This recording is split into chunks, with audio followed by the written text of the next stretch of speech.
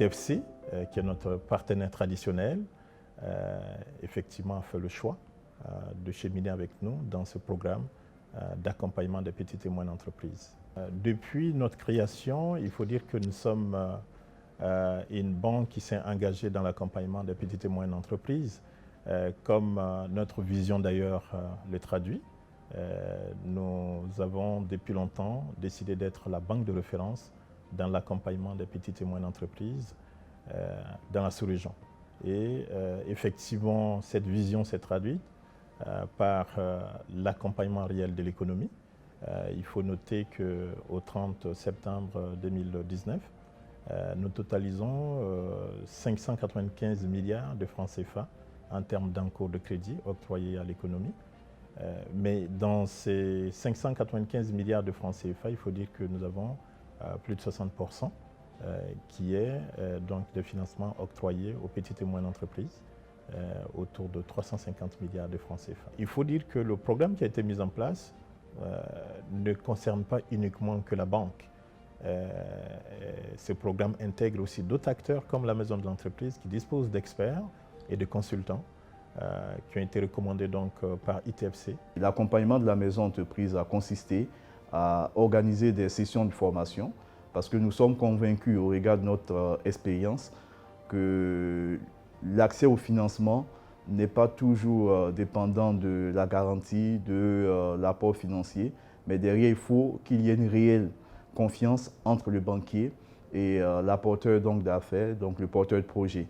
Donc nous avons beaucoup plus travaillé sur cet aspect-là. Ce qui a été fait à travers des formations que nous avons organisées, notamment sur la gestion d'entreprise, sur la fiscalité d'entreprise, sur le leadership, voilà, et aussi sur la défense du projet. Donc ce que nous appelons le coaching bancaire, parce qu'il s'agissait vraiment d'inculquer à ces entrepreneurs-là l'esprit d'entreprendre, également de leur donner les bonnes pratiques en matière de gestion d'entreprise et aussi de savoir comment, devant le banquier, ils doivent se comporter quant à la défense justement de leur projet.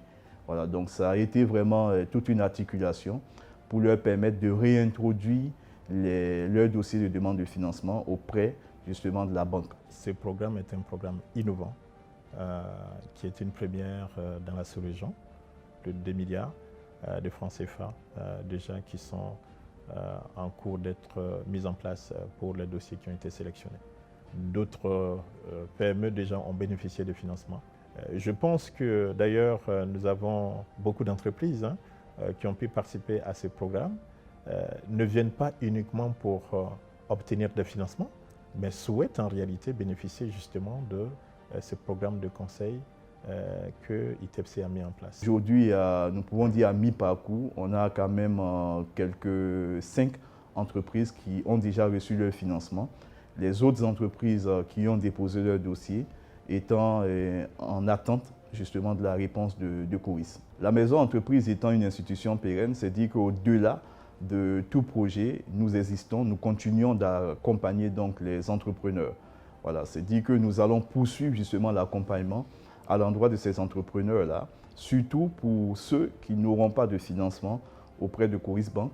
Donc, on a la capacité de revenir justement vers la maison entreprise pour être accompagnés vers d'autres partenaires financiers. Nous sommes présents dans 7 pays de l'UEMOA, au-delà du Burkina, nous sommes présents au Sénégal, au Mali, en Côte d'Ivoire, où il y a un gros potentiel. Aussi, nous sommes présents au Bénin, au Togo. Et cette année également, nous avons, le groupe a ouvert, s'est implanté en réalité donc au Niger.